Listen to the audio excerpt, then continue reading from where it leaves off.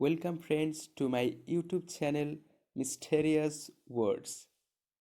Right now I am going to discuss about the famous poem Sita written by Toru Dutt, who was born in 1856 and died in 1877 due to tuberculosis in the age of 21.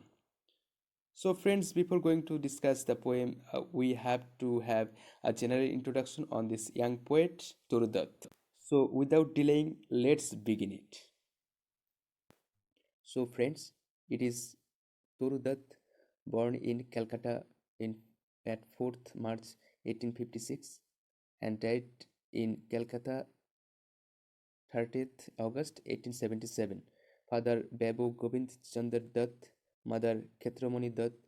Toru is the youngest of the three children. Others were Oru and Abju. Their family were westernized family with good fortune. Toru was the first Indian English poet. She used Indian myths very well. She had proficient knowledge of Bengali, English, Hindi, French, and Sanskrit language. Now, I will discuss the history of Toru Dutt's family. In the year of 1862, during the age of her 6, her family was converted into Christianity. Then, in 1865, Toru lost her brother Abju in his 14 years. In 1869, Dutt family left for Europe and Toru and her sister Oru were sent to a French school. In 1870, Dutt family moved to London and then the Dutt family album, a collection of 187 poems, was published by Gobind Chandra and his two brothers. Then, in the year of 1871, the family moved to Cambridge, where Toru befriended with Mary Martin, who became the good recipient of her letters later.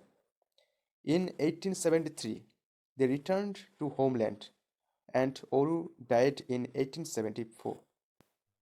Now let's talk about her literary works.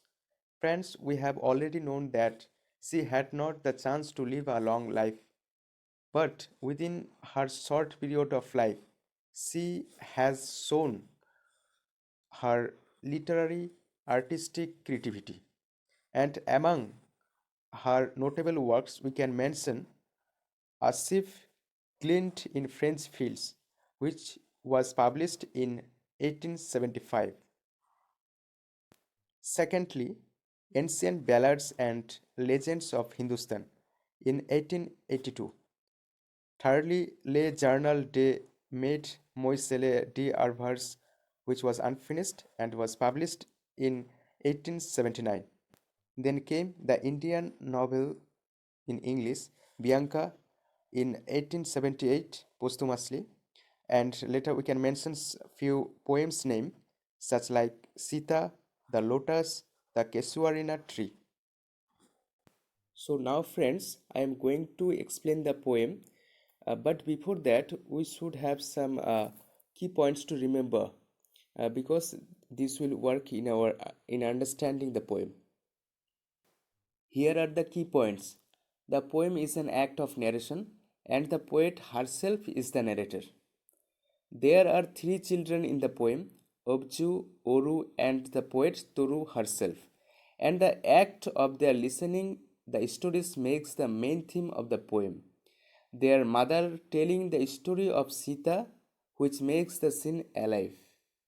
Readers, along with the children, can visualize a beautiful forest where Mother Sita is spending her exile period with her sons Love and Kush after the banishment by her husband Rama. Now it is the whole poem, and it is analysis, not in the way of analysis, but a detailed examination of the poem.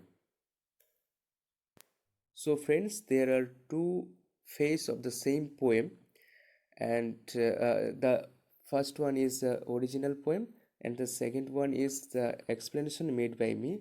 And you can watch it by pausing the video. Thank you so much.